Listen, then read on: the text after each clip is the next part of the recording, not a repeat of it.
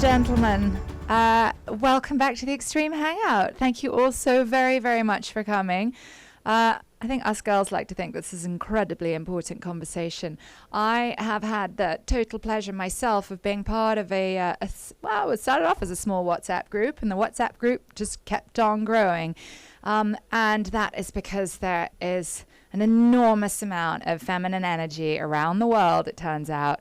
And it looks like we believe in a lot of the same things. And we definitely believe in the power and the necessity for the voice of women to be heard more and more, and to be celebrated and to be included. And these fabulous ladies are going to talk to you this evening. So welcome all of them. Yeah, let's put our hands together. Thank you so much for coming. Hi, everyone. My name is Dina Story. I'm a partner, an ESG and sustainability partner with PwC. I'm really honored to be here and to be in the presence of such amazing women. I mean, even in the audience, I can see a lot of you are wonderful. The fact that you're here and Biden is speaking on the other side. See, we're competing with Biden right now. So, you know, I think we're going to make more of a difference. That's all I can say. So I'm just going to give a little bit background about myself. I live in Dubai right now. I work with the firm. Before that, I was the director of sustainability for the World Expo 2020, or the World's Fair, whatever you want to call it, in Dubai. And you can tell from my accent, I'm kind of mixed. I'm originally from Iraq, and I moved to the US, and then from the US I went here, and I'll tell you more about my story and my experiences as we go through this session. I'll let the panelists introduce themselves, so I'll start with you. Oh, thank you. Hi everyone, my name is Samantha Pattinson. I am the CEO of an organisation called RCGD Global, and our work really straddles the remit of sustainable design solutions in the apparel industry and in the entertainment world as well. I'm very excited to be here and just kind of demystify the space, show cultural representation in the dialogue, and be part of actual on-the-ground true change. So thank you for having me, and I'll pass it over. Namaste and hello everyone. I'm Srishti Adhikari from Nepal, and I recently graduated in Bachelor in Agricultural Science. So I've been working as a volunteer in Sea Changes Climate. And yes, my work mainly focuses on empowering the rural women farmers by teaching them the sustainable agriculture practices that can cope with climate change. So I've been basically working in the ground level by empowering the rural women farmers, and it's just amazing to share the stage with such amazing personalities. So thank you so much. Hi there, everyone. My name is Antoinette Vermiglia. Originally, I am started off in ocean conservation, but as we started to investigate further, we realized that the world is very connected, and so my work has taken me upstream into plastics, into human health, and then, of course, then we went into social injustice, then we went into the climate crisis, and then one day, about 2 years ago, the COP26 was announced, the high-level leadership team is all male, and we thought, well, hang on, what's wrong here? And then through that small little WhatsApp group that Amber mentioned, we ended up spawning She Changes Climate, and that was the little match that blew really quite high, and why we're here today. Thank you, Antoinette. I'm so proud to be co-founder of She Changes Climate with Antoinette, and to have Srishti here as our youth ambassador. My name is Elise Buckle. I was born in France. I live in Switzerland. My husband is Canadian, so we feel we are citizens of the world. I also lived in Tajikistan, in Chile, in many places. And I've been working on climate for about 20 years, so that's really a lifelong passion. This is, I think, my 12th COP, and I arrived on Wednesday, and I'm spending a lot of my time inside the UN COP presidency, supporting them on finance, loss and damage, but also advocating for a 50-50 vision at the top. And this is really what we want, 50% of women on the presidency team, also a co-presidency, so we're preparing for COP28 already. We would love to see a man and a woman together leading every single COP. I believe in radical collaboration. My organization, Climate and Sustainability, was born after the massive fires that we witnessed in Australia. And I think the climate emergency is right now. It's not later. We're facing a planetary emergency for climate, people, and nature. This is all connected. And we feel we can only address this crisis by working together as one team. So going beyond our egos and logos, and also going beyond gender bias. So we're so happy to be here with you. I see there are maybe 2 men here who are very proud. Thank you for coming. We want to be inclusive, and we would love to also include you in our questions. We feel it's about, yes, men and women together addressing this crisis. And I'm also here today for my children. I'm a proud mother of 2 children, Luca and Leila, and if I can be here, it's also thanks to my husband. So anyway, I hope we can have a fluid conversation, a dialogue, something a bit more informal than what's happening inside COP. So thanks for moderating. Thank you so much, and thank you for having us here. I am going to pass it over to Samata to talk about the problem. Thank you.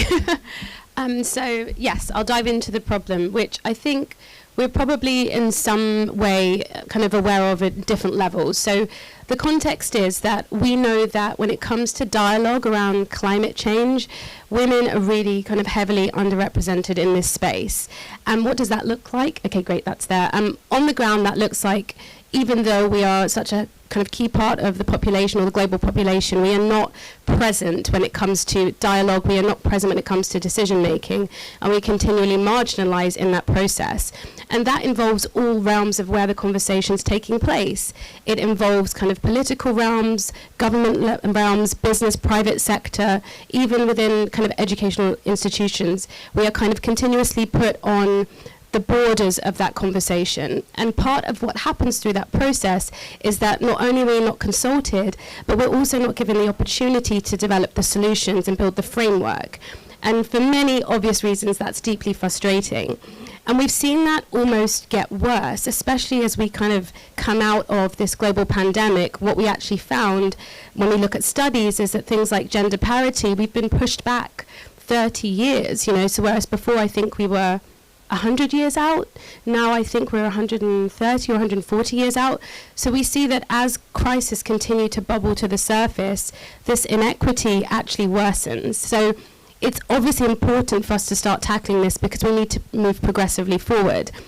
And what also happens as women are kind of marginalized is we have this dual existence of being essentially knowledge holders, because we are often so frequently on the ground. When you think about climate change and how it affects communities, whether that's through drought, whether that's through crop failure, whatever the way it's delivered as a crisis is, women are often on the ground, involved in mending, community building, problem solving. So we're relied on to an extent for knowledge, but at the same time that knowledge is almost marginalized as, or seen as, a nice to know or an add-on.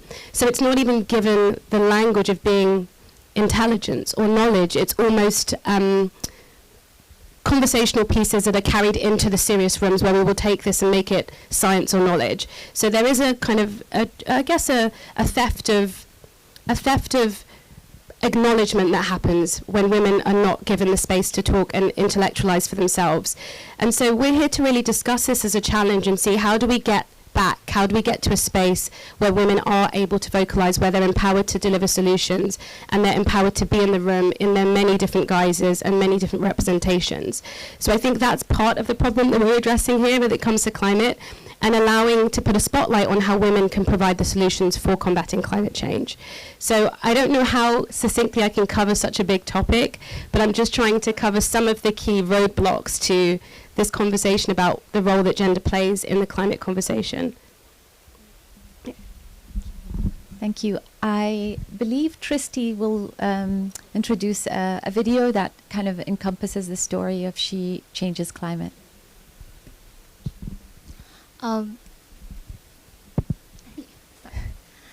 So thank you again. Before introducing Sea Changes Climate video, I really want to share what inspired me to join the Sea Changes Climate as a youth. Yes, climate change affects everyone, but about 50% of the world population constitutes of female. And then how can we exclude the knowledge, voice, expertise, and perspectives of women towards climate policies and planning and implementations?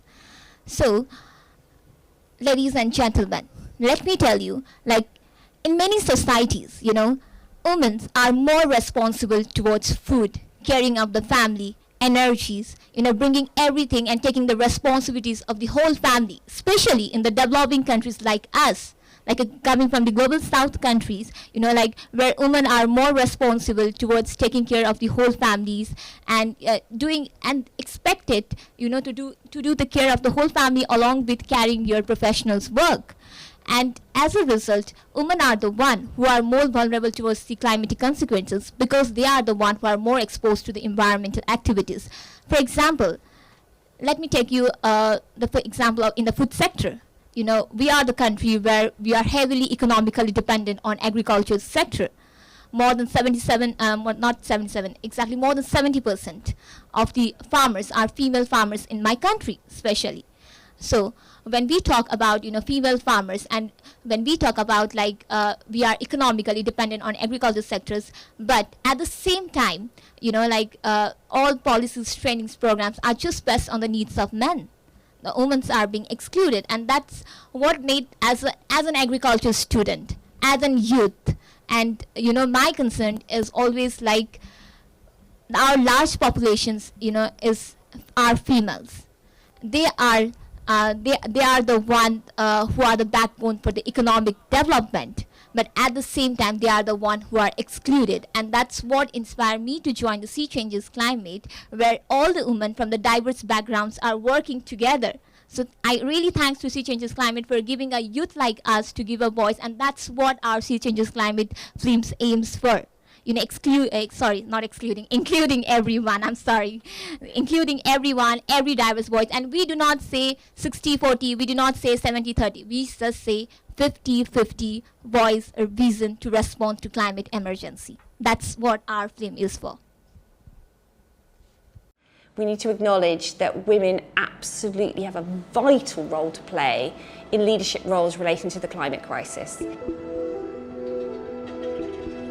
They have the expertise on the ground and they can bring the solution and another perspective. Expertise through lived experience, expertise through understanding, through tradition, through culture. They needed not quicksand, but a platform on which to stand. So the importance that fashion has in redressing this balance, this imbalance, is vital. The way we're running things today just isn't sustainable. We really cannot fix those things without fixing finance. The latest statistics are saying that actually it will be 136 years before we get to gender parity. We see the solutions, we know what needs to be done, and we need the urgency to know we're at the edge of the cliff.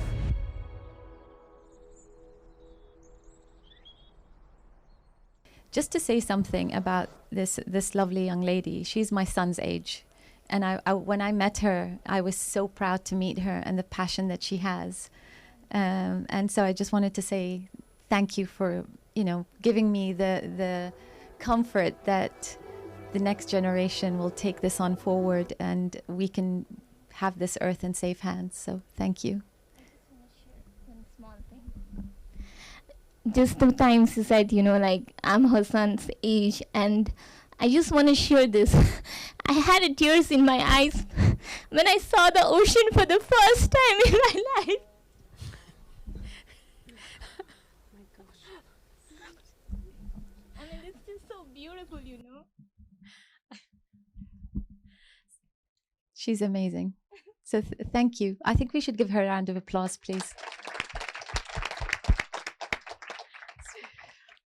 So, shall we go on to the next stage? Why we are where we are, and what did we discover as we started unpicking this, what we thought was a small problem? Elise. Thank you, Antoinette. I'm trying to keep my emotions down, but it's very powerful. Thank you. I'm also so happy to actually host Shristi. We're sharing a home together. And Yes, yeah, Nepal is also very close to my heart for many reasons. So welcome to the oceans, and thank you to Egypt for being so welcoming, and thank you to Hangout Extreme for hosting this event. I love the spirit, being, close to nature. It's very special. So thank you so much. So going back to She Changes Climate, why is it so important to address this planetary emergency? Well, if you look at these climate negotiations, if you go inside the blue zone, maybe, have you been to the blue zone? How many of you have been inside? Quite a lot, actually. I don't know if you've noticed that there are about 30% of delegates who are women, but majority are men, and heads of delegations are mostly men. If you look at the Egyptian presidency, His Excellency Shukri is the co-president, but there are very powerful Egyptian women running the show behind the scene, including Yasmin Fouad. We're helping her on the inside, Minister of Environment, and also other ministers from finance and international cooperation. And why is it that we're asking for 50-50? Actually, it was interesting because last Friday we hosted our She Changes Climate Summit. We had almost, 800 or 900 people joining us online. We hosted this alternative COP to be inclusive, to make a space for women to make their voices heard from around the world, people who cannot travel to Egypt, who can't get a badge. We want to give them a voice. And in a way, I'm here today to carry their voices, to carry all these voices of diversity. And it was very interesting. We had a panel with Johan Rockström. I don't know if you know him, very famous scientist working on planetary boundaries. And he said, what are you saying? We need to go beyond 50%. This is not enough, 50%. We need more feminine energy. And actually, a lot of men also have this feminine energy of empathy, of caring for the earth. And as women, we also have masculine energy. So it's about also rebalancing these energies. And it was very interesting to listen to him as a scientist saying, we only have 2 or 3 years left. After that, we will have irreversible impacts. We will go beyond tipping points. The Amazon forest might turn into a savanna. You all know about ice melting north and south of the planet. And it was very interesting to hear from him to say, actually, we need to go beyond 50%. And if you look at the statistics now, there's been a little bit of progress. We go from 30 to 38% in terms of women participation in delegations, but it's very, very slow. And it's hard to understand because parties have adopted the climate action plan, the Lima Gender Action Plan, but they haven't implemented it. The Lima Action Plan already says that all parties attending climate COP must have gender balance, so must have at least 50% of women. And it's not happening. And I think the reality of this COP is that it's just a mirror of what's happening around the world. It's a systemic issue. If the minister of a country is a man, the head of delegation is going to be a man. And it's the same at the World Economic Forum in Davos. I don't know if you've been. Most of CEOs and heads of states are also men. So it's very, very hard to change. But the reason why we're focusing on the COP presidency is that we feel that this is the tip of the iceberg, but this is also where they can change the mindset by walking the talk at the very top. And we are starting to see some change. We had a dialogue with the presidency, and they actually put more spotlight now on Yasmin Fouad and others in their communications. They have a gender day on Monday. We're going to participate, all of us. So there are things happening, but still at the country level, it's very slow. And what we want to show here is that, we have lots of statistics on that. And I must say, it's not only about climate negotiation, it's everywhere. Finance, there are only 2% of bank CEOs who are women. So who is now deciding on where we invest our money? That's also, so we feel that we need women, we need at least 50% of women on the COP presidency team, but also on boards of companies, in governments and in parliaments. A good example is Rwanda. Rwanda is a country where you have 61% of women sitting at the parliament, and they've been adopting very strong legislation on plastic pollution, on climate. So you do have better outcomes. It's not just about, oh, it looks nice to have women on the podium. It's about results. It's about outcomes. on finance, but also on climate, on reducing emissions. And we need youth, we need young people in parliament, in government, because you see there is a gap. You know, I've been a politician in my hometown in Switzerland. Antoinette can tell you my story. It's pretty difficult, very conservative. Unless you have a change in the local government, nothing is going to change. When you have a mayor who's telling you that the IPCC report is religion, and that, what else did he say? I don't know. That the climate emergency is propaganda. This is someone who's 69 years old, who's been in power for 15 years. So clearly there is also a generation gap, and we need these youth voices. You know, we need a diversity of voices in decision-making process. Inclusion and diversity are absolutely essential to accelerate this transformation. So this is our message. I'm sorry, I'm talking too long. I want to keep time for questions. But if you want to know more about the summit we hosted, we adopted an emergency statement last Friday as women from around the world, almost 1,000 women from around the world, we declared climate emergency. And we also co-created a list of urgent actions that leaders need to take here at COP. So I won't go into details, we can discuss it. Of course, there is about phase out fossil fuels. This is so obvious, but the money is still going there. There's renewable energy access for all. There's restoring nature, oceans, forest ecosystems to absorb the carbon. We need nature with us, not without us. And yeah, you can read it. It's there for you. And I'm happy to then discuss with you on what we can make happen here at COP. I'm here until next Wednesday, and again, I will be working hand in hand with the COP presidency. We hope we can get your support to advocate. Okay, I have one simple ask for you. If you can actually run a campaign for the Minister of Environment of UAE to become COP president next year. It's not decided yet. There's a lot of pressure for the Minister of Energy to be appointed as COP president.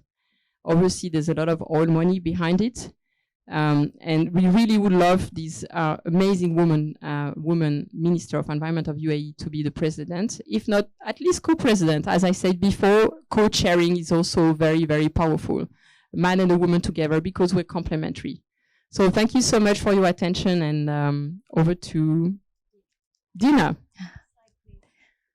Thank you so much, Elise.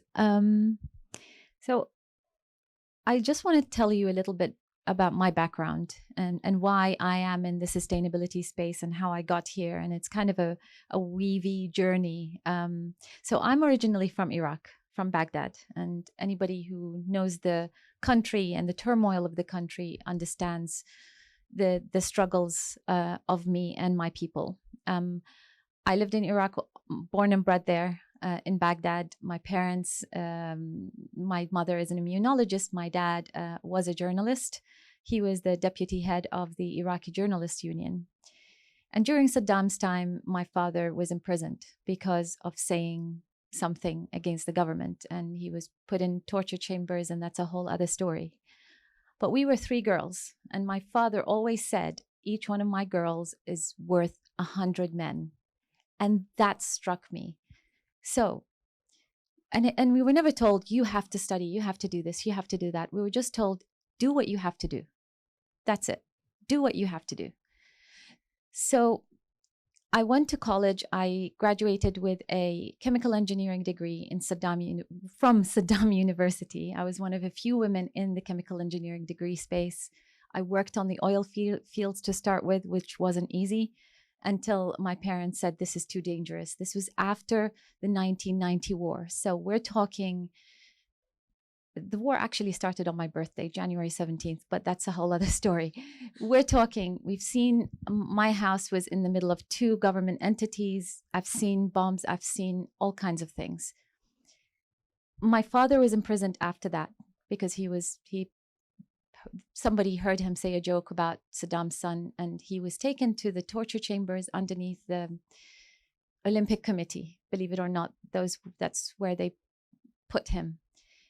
And for some glitch reason, 2 days before he was supposed to be executed, he was released and put into house arrest. Why I'm saying all of this? because I ended up having to change my last name to leave the country. And through that journey, I managed to I worked with the UN in Iraq, by the way, on the Food for Oil program. And to me, the Food for Oil program was a disaster, and I will say that outright. And I saw that firsthand. As somebody who is Iraqi, we survived on sometimes just bread and tomatoes because there was nothing else. And so I've seen hunger. I've gone through and seen all of the things that now we here and people over there sitting there need to solve. When I left Iraq, got in a car, drove across the border. Actually, I was kind of a bit crazy because we used the UN postal car, and that was crazy. And the fact that if I had been caught, I would have been shot.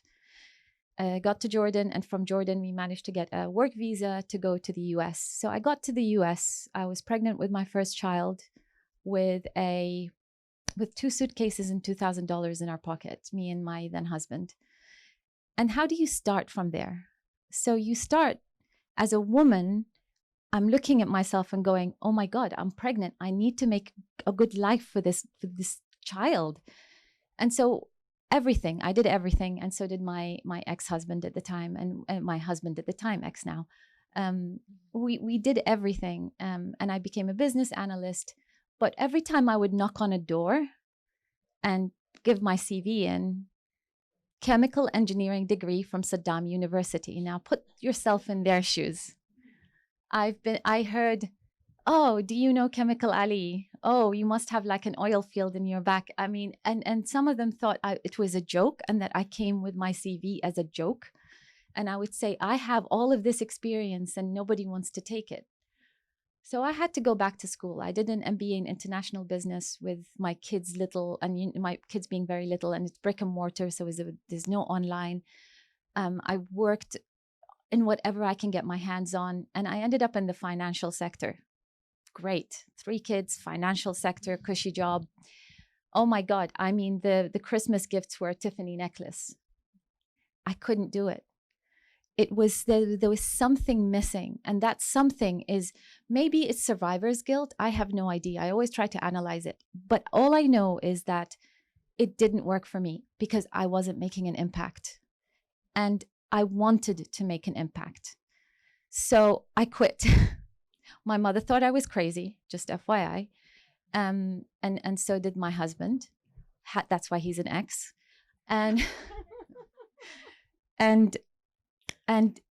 I took on a consulting job with a photovoltaics company, and I thought for a cost benefit analysis, and I thought, oh, this is awesome. I mean, I can use my skills to work on a renewable energy project that's actually going to make a difference. What is this called? I want to go into this. And there was only one program available at the time, and it was at Columbia University. It was a master's in sustainability management. And I thought, well, what the hell? I'm going to apply, not thinking in a million years that this woman in her early 40s is going to be accepted into a sustainability management degree. I had done my LEED certification and started going out and doing energy audits and things like this. So I went from here to here, but I wanted to do that. So I got in.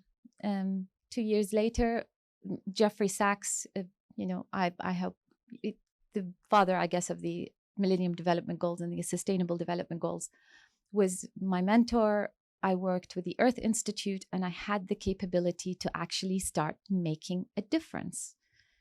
And why I'm saying that is because if I had come to the US and went, woe is me, I've gone through all of this and life is terrible and everything like that. And trust me, even in the US, I've had so many injustices when it comes to gender, but also when it comes to where I'm from.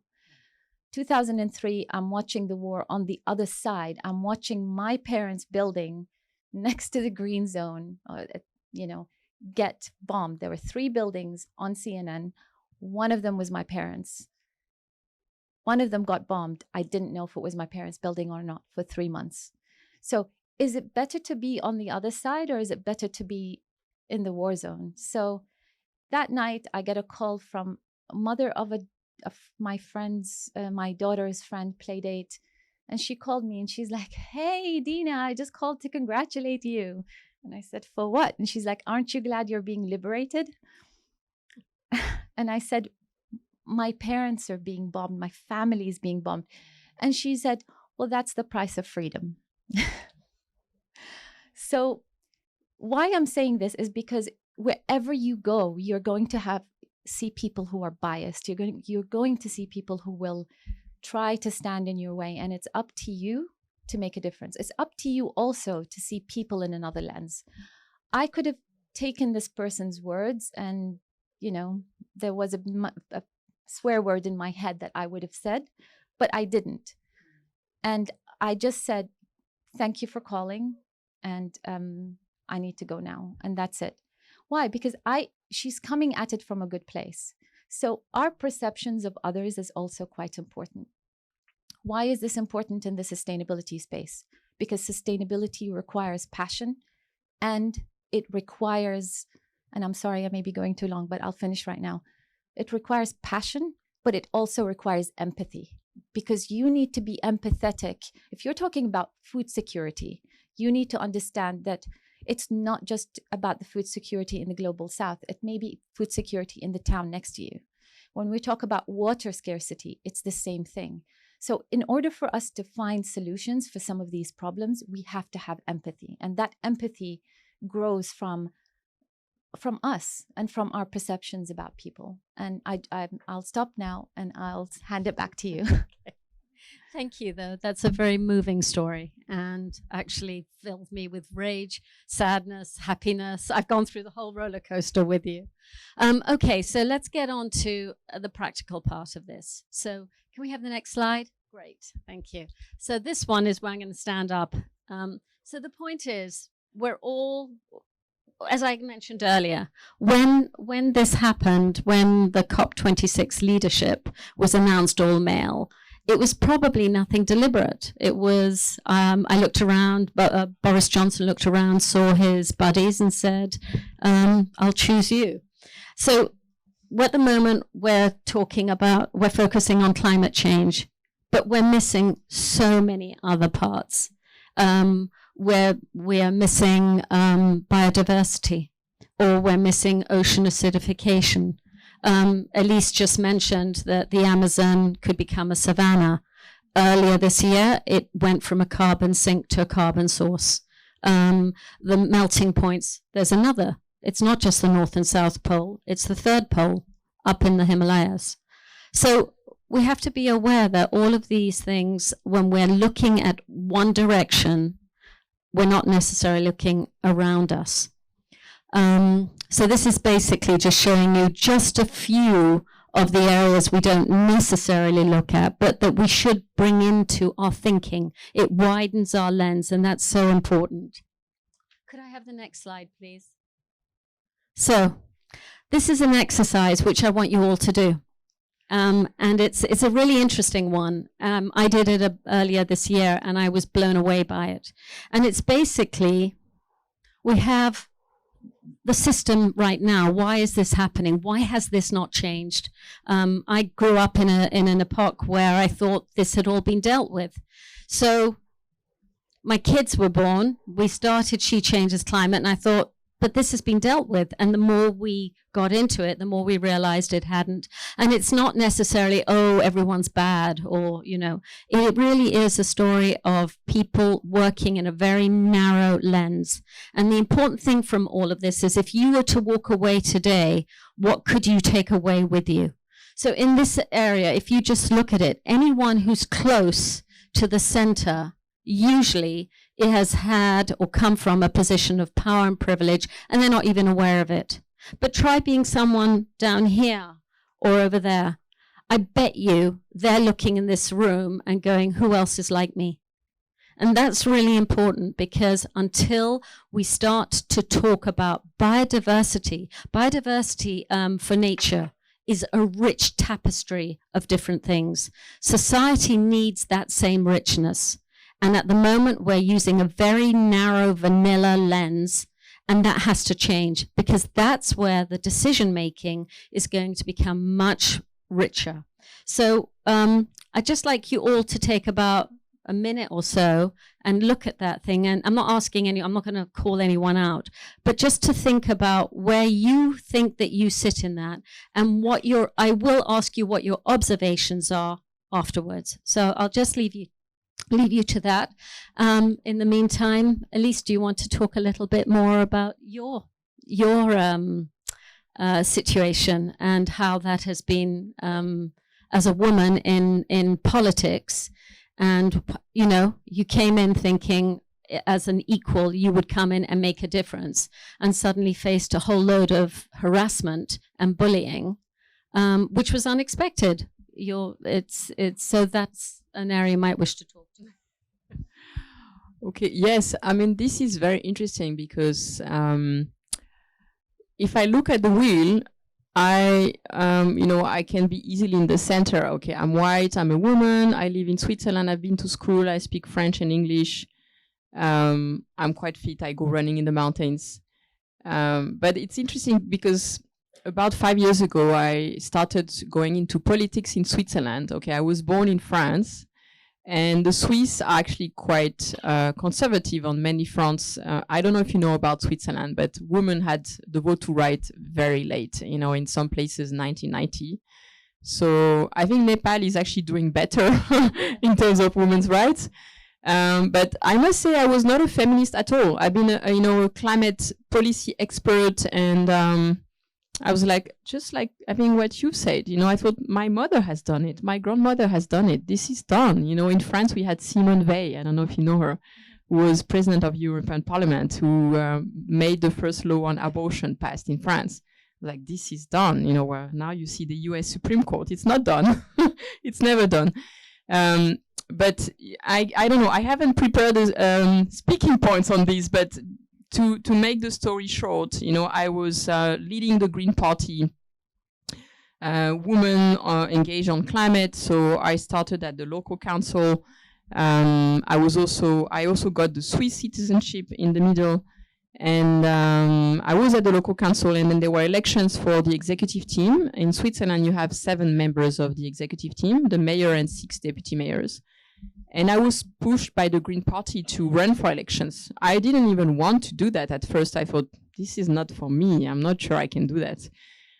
And in the end, I went for it. We had elections within the Green Party. So I was chosen. We went, it was actually a man and a woman. So we were 2 people running for the executive team. And we didn't think we would win because there are only 7 seats and we had none. We won 2 seats, me and this other man. And at the local council, we went from 16 to 27 seats out of 100. Massive success. So that looked like a beautiful story. But then when I started my role in the executive team, I think I was kind of denying it. But quite quickly, I realized that this mayor was pushing me away, you know, like putting me on the side. I was quite different from others because I was the only one who was not born in this city of Nyon in Switzerland. I was the first French green woman to be elected in this executive team. In most cities in Switzerland, you only have 25% of women on the executive government, so it's a minority. Apparently, the tipping point is 30%, because when you get to 30%, you start having solidarity networks between women.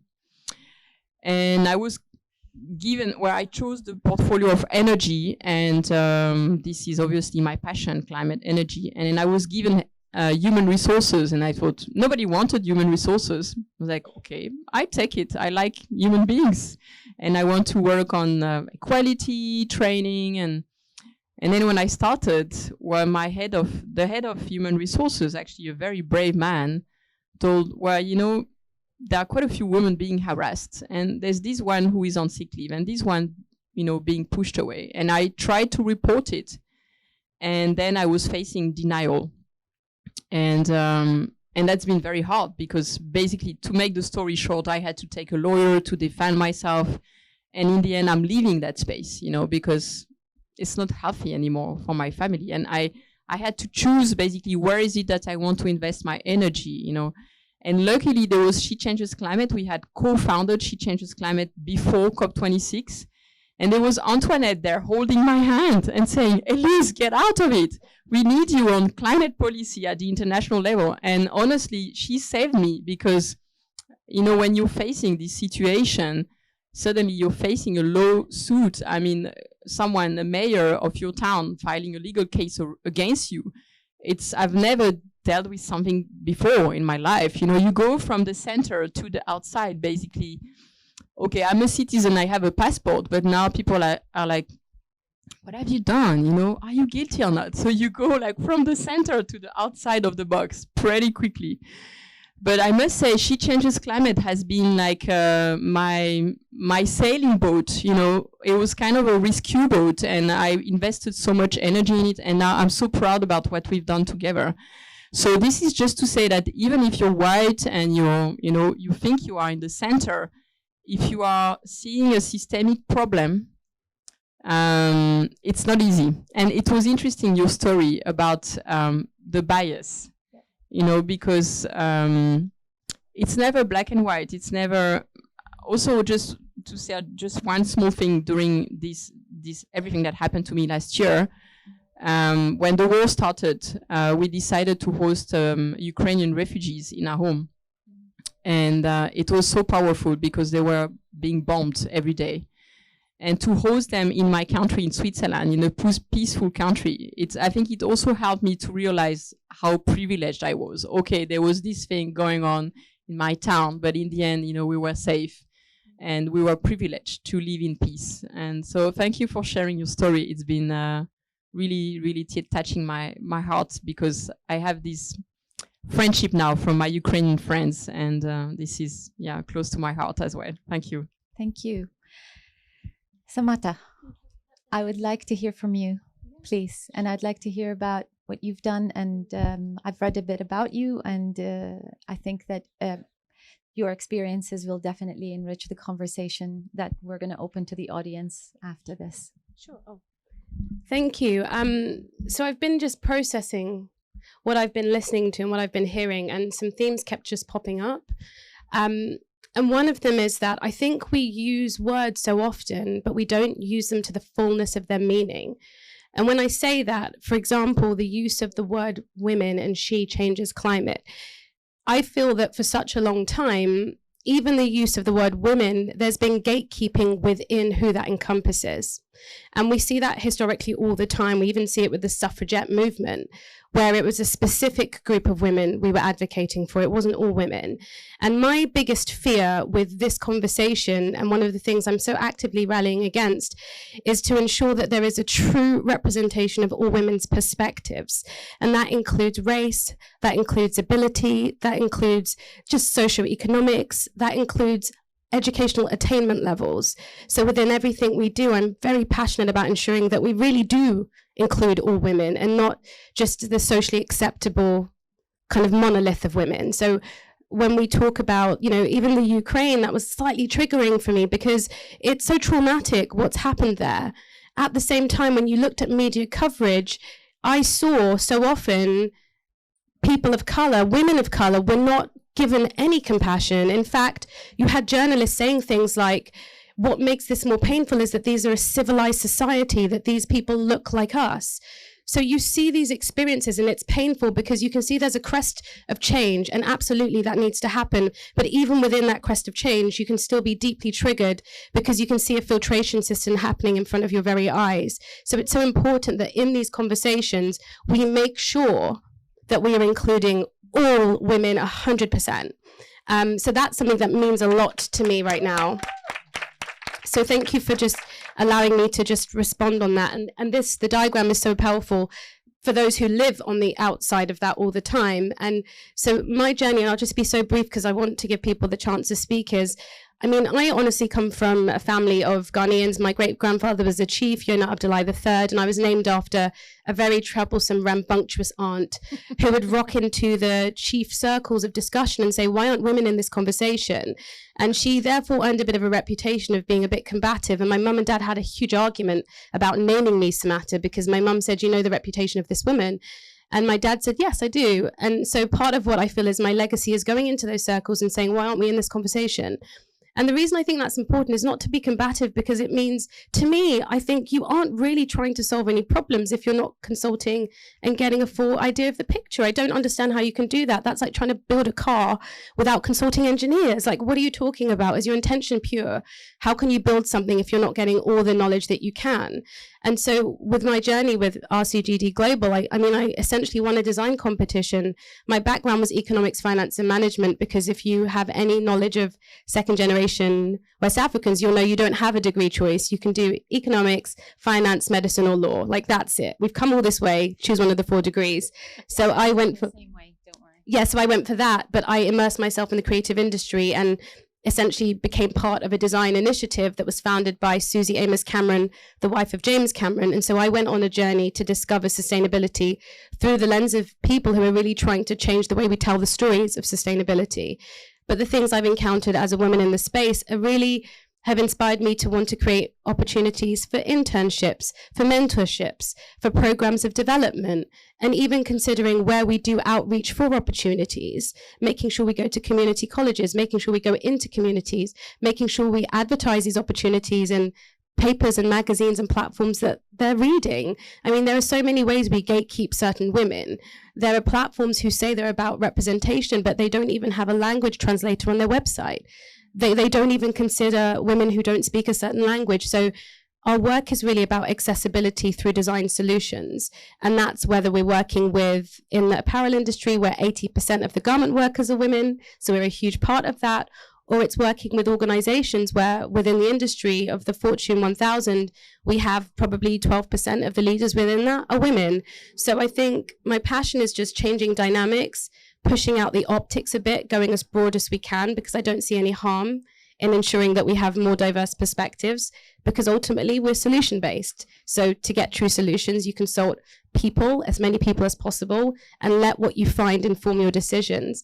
And I think the last thing to say, because I want people to have the chance to speak, is there is an issue here as well about almost what I would say is IP and ownership, because I think what happens when you go into these communities and people talk about the indigenous knowledge of women, they'll say, oh, I went into this space and I walked with a woman who could name 700 species of plants, and it's incredible. But I think what we do by taking that knowledge and distancing it from the source is we almost rob them of an IP, we rob them of recognition, and we rob them of the opportunity to be defined as a scientist or someone who's an academic. And I do feel that we need to be more intentional with the words we apply to women who are providing knowledge, because we soften those words when actually we can elevate them and intellectualize them and give them more respect. So again, I just want to pass it out, but it's hard to speak about it. There's so much to say, but thank you. I love your name now. And I'm going to make my kids name one of my grandchildren's Samata, only because it just sounds so powerful. I mean, they may not listen to me. I'm not going to promise you anything, but the reality is, I will say, this is a woman I met, and this is her story, and this is, you know, so, and the name is so gorgeous. So thank you very much for sharing that. I think now we open it, some questions. What do you think? Basically, what I was just going to ask is members of the audience, and this is where we wanted the interaction, is that now that you've seen that, is really, what would your thoughts be of how do I open my eyes, and what action would I take to make others aware in any of the situations that we've talked about? Because the aim is to walk away with something. What are you going to do differently now? And how, when you walk into a room, and the other thing I do want to just point out, while She Changes Climate focuses on women, they are the largest minority. And so we're like the tip of the arrow bursting the balloon, but that doesn't mean to say that everything behind it should not be coming. And that's what we're trying to do. We had to behave in a binary way at the very beginning, dealing with the UK government. But the point now is, I'd love to hear if anyone has any thoughts.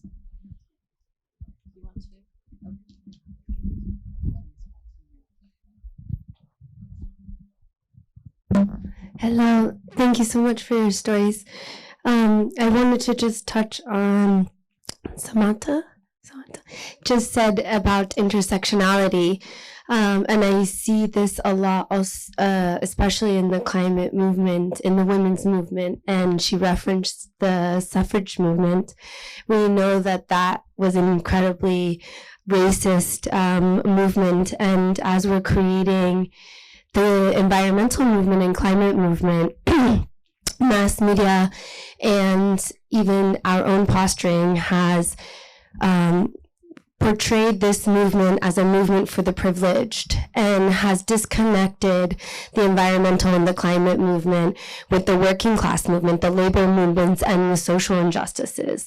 And those movements are one and of the same. We know that 80% of climate immigrants are women. We know that climate affects majority women because they are the ones stewarding the land and at home and taking care of the children.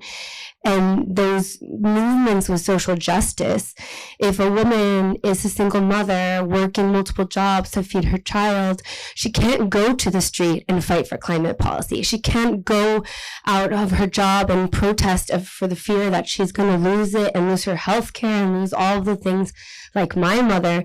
And that, I think, is one of the biggest steps we can do in the climate movement is start supporting women in the social injustices. Start really advocating for childcare, because this is what we know the most disproportionate way that women are affected in social classes is because they're the main child caretakers. And if they don't have child care and they're a single mother, which the amount of single mothers in the world is so high, then they can't have their voice be heard because they're taking care of the children and raising next generations of children. So creating structures for childcare, creating structure for healthcare, creating structures for the social system so that we can combine those with the climate initiatives, with the environmental projects that we're working on, because they are one and the same, and they are what really bringing and keeping women down is that they are doing all of this heavy lifting, and they are, again, raising the next generation for the earth and don't have the availability to have their voices be heard. I'm the first generation of many of those things on the circle, but I am a white female with a secondary education and have had a lot of luck and opportunity given to me in my life because of the color of my skin and because of the way I speak and the way that I look. I acknowledge that, and I want to say that also coming from a very large family that doesn't have generational wealth or privilege or is very working class, the feeling of being someone on one side and then becoming someone on the other side is a great privilege and is a huge burden, because you feel the pain of what it is to have something when you had not, and the disconnection with your blood that was different before, and that you will pass on something different as you evolve and grow. So I think that's important that we connect those threads with each other as women and create groups to lift each other and create real intersectionality in all of these movements, and not just tokenism of BIPOC people, not just tokenism of Indigenous, not just tokenism of any person with darker skin. I think we really need to create true intersectionality, which is created through love and caregiving and eating together, cooking together, sharing stories, doing female things together, which is creating the feminine and making that stronger, inviting people into your home that don't look like you. Thanks. Does anyone else want to speak? Thank you. Oh, Amanda, perhaps? Yay. Yes. Okay. So, we're talking about women and the feminine. so that's a gender issue. There's also the feminine as the energy. And perhaps what can be added into this conversation is opening up the feminine side in men to balance them. We were talking, Samira, you were talking about race and talking about welcoming Ukrainians into our homes. I have for the past, over 1 year now, been engaged in helping Afghans out of Afghanistan, and now it's sort of, I'm still doing that. And in that work, I've had the great privilege of interacting with men, Afghan men, who either had to leave, a lot of women, of course, but it was very difficult to get men out because women were favored over men. You know, they were seen as bigger victims, which they are. But there are a lot of men who has been supporting women going on. And in that work of helping them with the evacuation, I got to interact with them and talk to them. And what they said was that they felt very safe in speaking to a woman who sort of let them be vulnerable, and they were incredibly insecure in things, and they opened up about a lot of things. And actually what came up was like the big responsibility that burdened them a lot. So by suddenly having a mother figure, because I was a lot older than many of these men, you know, and suddenly I could sort of harness these insecurities, and it sort of relaxed something in them, and suddenly they dared to ask questions, show their vulnerabilities, and ask questions that they had not asked others before that. They'd not dared.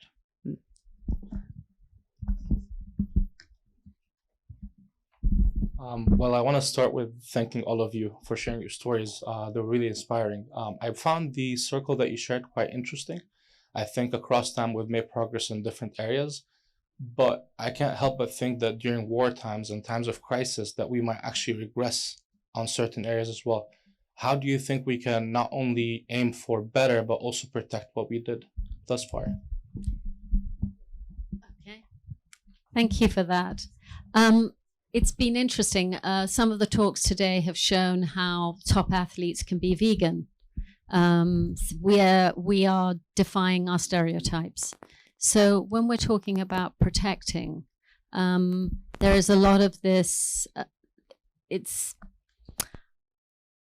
a systemic position of women and children first.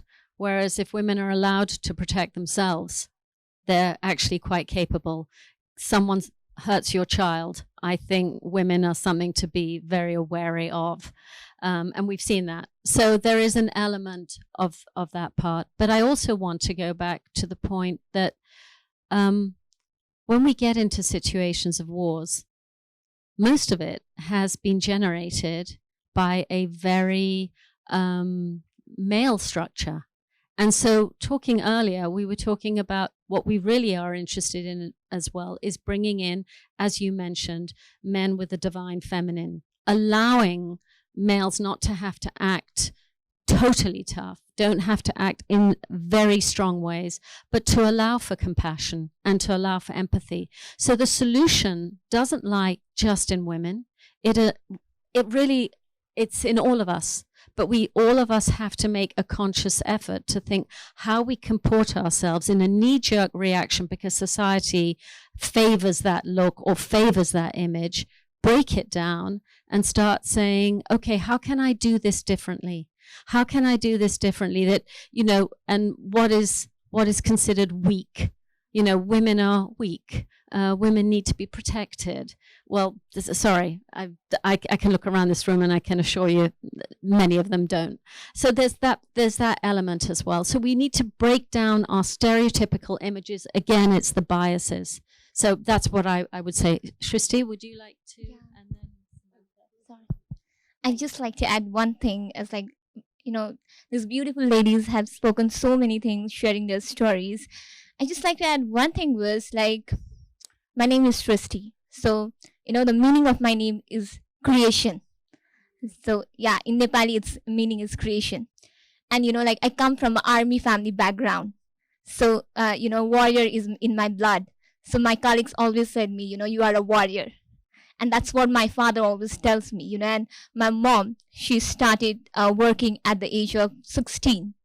She's today 49, and she's still working in the government office under this Ministry of Women and Child Development. So I'm always say that I'm a proud daughter of my mom, and my father has always supported me. So what I want to say is like solutions, of course, comes with the participations of men and women, but what more important is always it starts from an individual. If I'm sitting here today, then I always say I give my credit to my dad, because I was born in that period when there was a discrimination between daughter and son in our case. But my father always say that you are my eldest son. So I always say that standing here is because of my dad, and also because of my mom, who always has taught me the value of being an independent lady, like how important it is to have your own identity, your own image. So I'm always a proud daughter of my parents, and yes, solutions comes, but also begins from an individual level. So let's start right from here. That's what I mean. I mean, there's not much to add. The only thing I would say about what you said about when we hit crisis, it seems to get undone. And I think that's because, unfortunately, I still think girls and women are perceived as like the lowest hanging fruit. So the quickest and easiest to just forget about. And I think that comes down to a perception thing. And I also think it's about developing more robust frameworks so that isn't as easy to undo. Like, we do make progress, but it doesn't necessarily then become kind of like indoctrinated in a way. It doesn't become the way to do it. It doesn't become legislated. It doesn't become something that has to be held accountable to. So it's easier to undo. Whereas if you protect things properly through design, then I think it becomes easier, or it becomes more challenging, to just cast it aside. And there's a perception thing there within families as well. So I think what you said about your family is really important. If you have families, whole families advocating to ensure that when we hit crisis, girls, women, mothers, sisters, daughters are not cast aside, then that is something to discuss. And that kind of alludes to societal structure as well. There are still countries, I think 150 countries, where there are laws in place which actively discriminate against women. So that's a broader context of it, I think. But great question.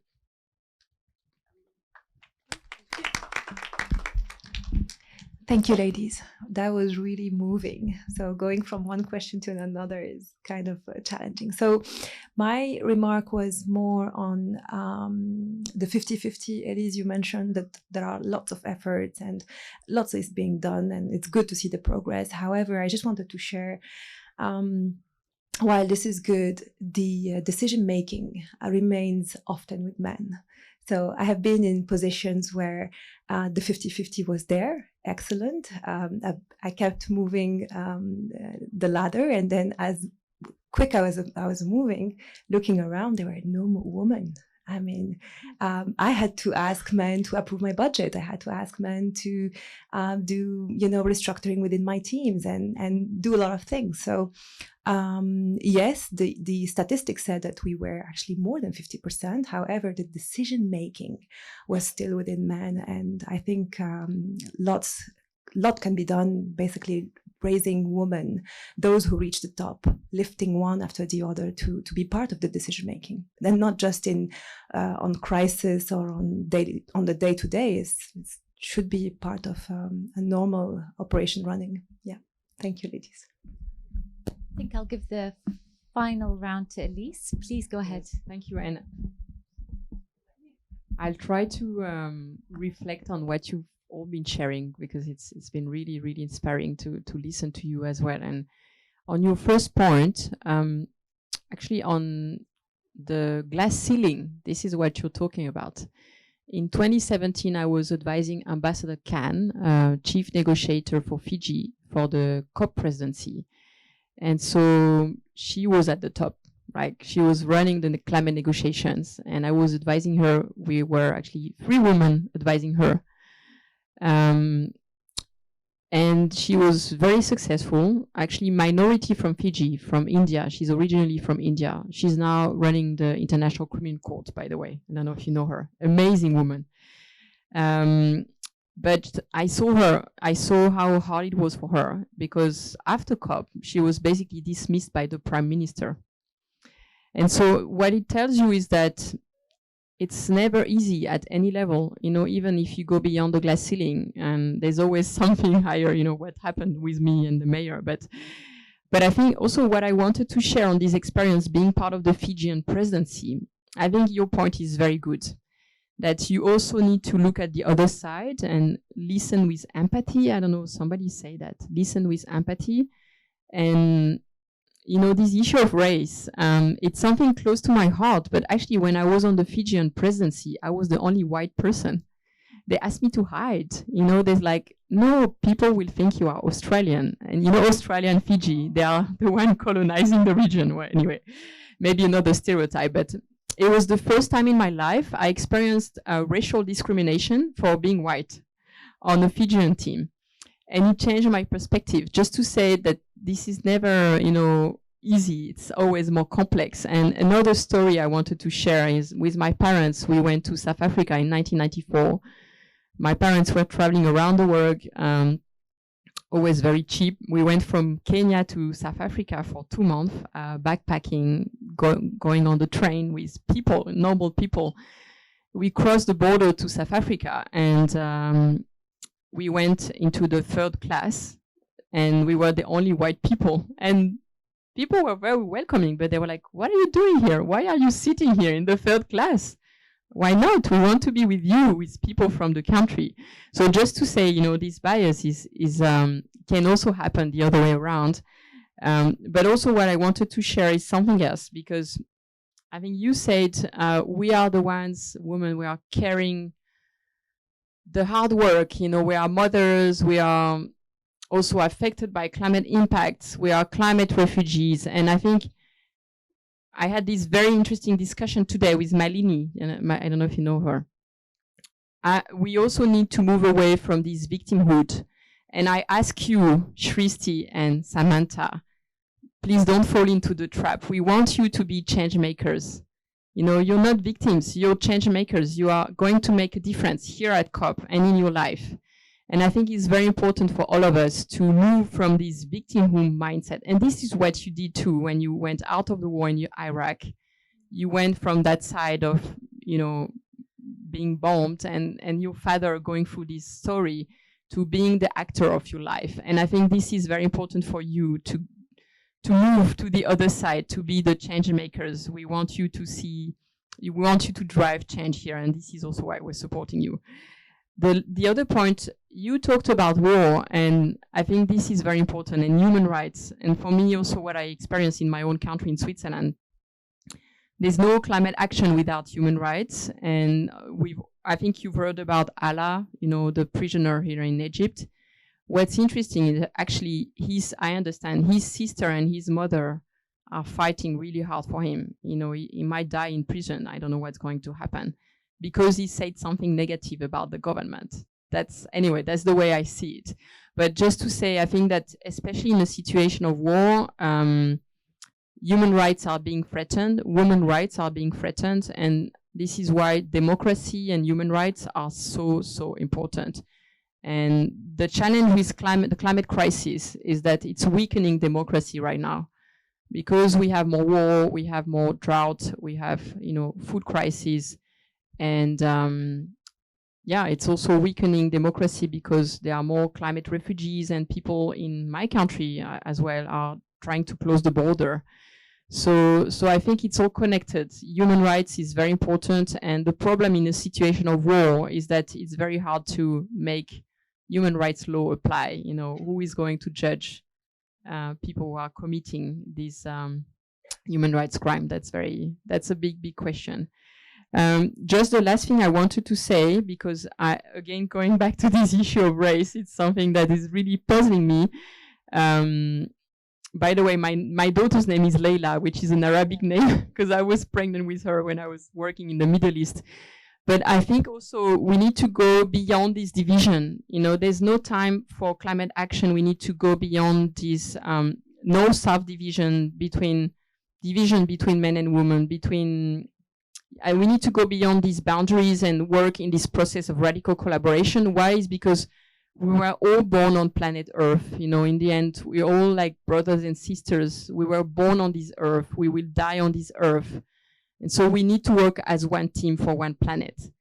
And the last thing I want to say, which really inspired me today when I met Malini, who's from India, I think it was Gandhi who said that, you know, our ability to reach unity in diversity, this is the greatest challenge of our civilization. How do we work as one team for the planet, really valuing diversity? Because we need healthy ecosystems. We need also healthy political systems, you know, including women and youth and all these voices. And I think that's the challenge, how you reach unity in diversity. Thank you so much. So I think we've gone over time. I just wanted to thank my fellow panelists for being so inspiring. And I'm genuinely humbled to be with all of you. And I want to thank all of you for participating, for being here, and for favoring this over Biden. So thank you so much, everyone. Gather